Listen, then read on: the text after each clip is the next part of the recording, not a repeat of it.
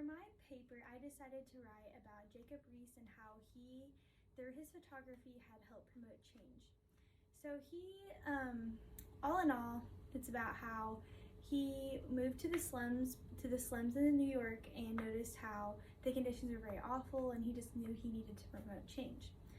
So when doing my research, most of the ebooks that I found on the VUJ website from the library were most beneficial to me, as they were not subjective whatsoever, and they provided lots of good examples from even his book, How the Other Half Lives.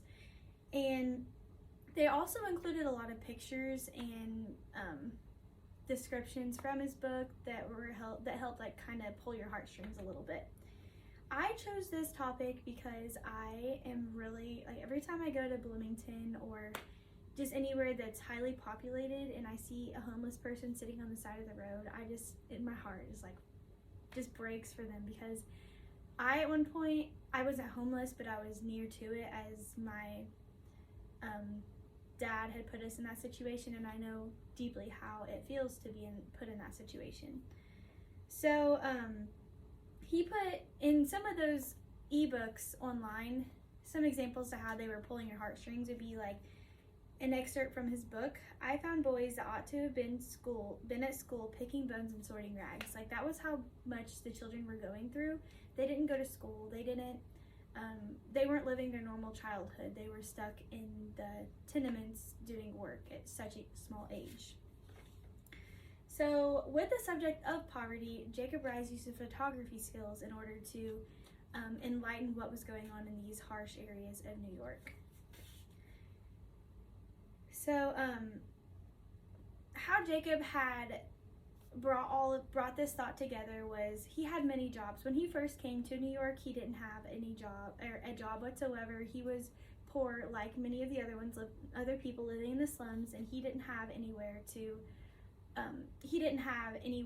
to work, and he was often found at the police lodging homes begging for money. And he firsthand experienced poverty, and when he saw people in these conditions, he knew that something needed to change. He was at first a salesman, a bricklayer, and then a journalist, and then he soon found his way in 1870 becoming a reporter, which helped bring out all of his thoughts in pictures. So when he did see all of these terrible conditions, he started to reach out, and he was like, hey, listen, there's really bad conditions going down in New York, and nobody would listen to him. Nobody cared.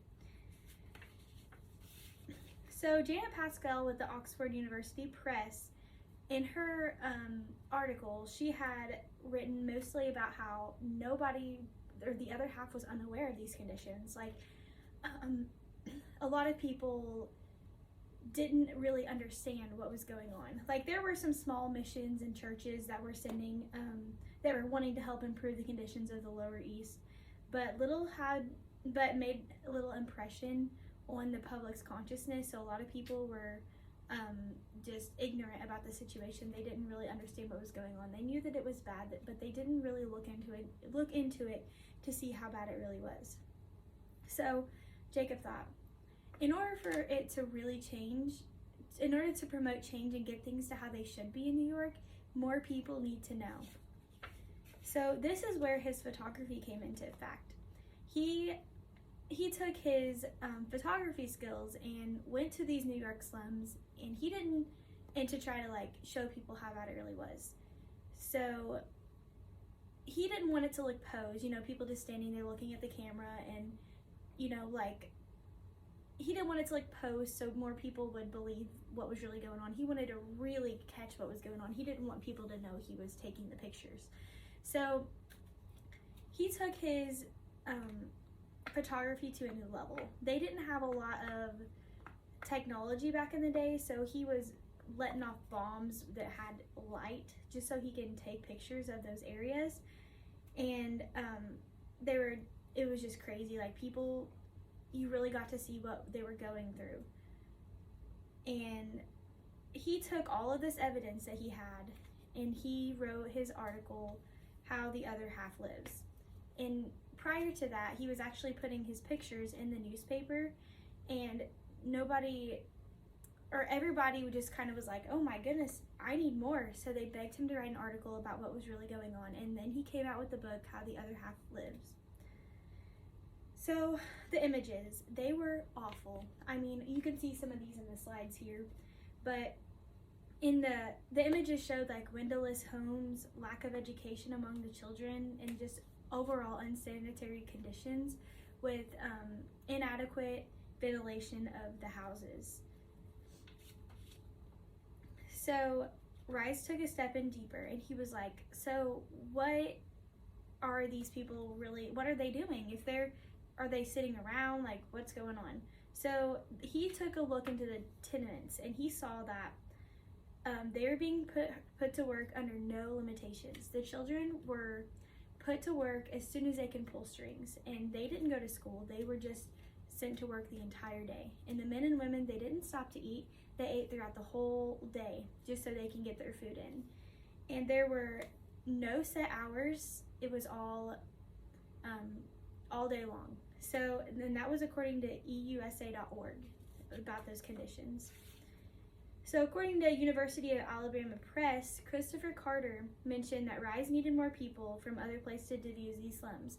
But who in their right mind is going to go and view these places when they see that the crime rate is high and whenever there's just overall poverty? What's there to see in East Side New York? So how did he get people to travel to these slums? Well, he created the feeling of travel. So he wanted it to make it look like it was adventurous and safe by making the city seem bright and transparent to these travelers. So with all the things that he was doing and all the evidence that he had taken, so what many of you people are wondering was, did anything change? Was he able to create any type of change to New York slums? Well, we're gonna watch this little video and it'll give you some of those answers. Whoops. Sorry about that. Technology. Okay.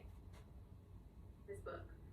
Roosevelt and Riis became fast friends, and Roosevelt reportedly went with Riis on some of his late-night adventures into the New York slums to investigate living conditions. Riis showed Roosevelt the overall neighborhood squalor, particularly the police lodging houses and tenement workshops. In response, Roosevelt convinced the Board of Health to shut down 100 cigar-making workshops. In 1896, Roosevelt closed the police lodging houses.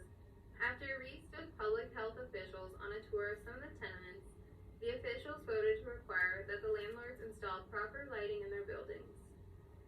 Riis was instrumental in persuading the Board of Health in 1896 to demolish some of the worst rear tenements in the city. He carried on a long, eventually successful campaign to destroy the tenements of the notorious Mulberry Street Bend, replacing them with a park. According to Roosevelt, Riis had the great gift of making others see what he saw and felt. Okay, so as you can see, it did change a lot of things and he was able to be successful. So all in all, Jacob Riis had used his creative ideas to help bring awareness, and his way was through photography. He caught on camera lots of unsanitary conditions and put himself out there so others could know what was really going on. And with the help of Theodore Roosevelt, as mentioned in this video, and many others that were spreading awareness, he was able to give East New York the lives they all deserved.